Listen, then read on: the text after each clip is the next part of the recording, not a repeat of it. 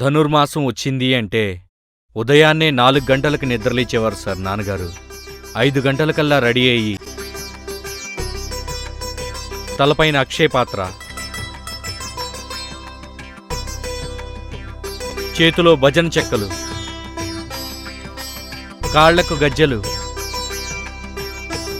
కట్టుకొని ఊర్లోకి బయలుదేరేవారు.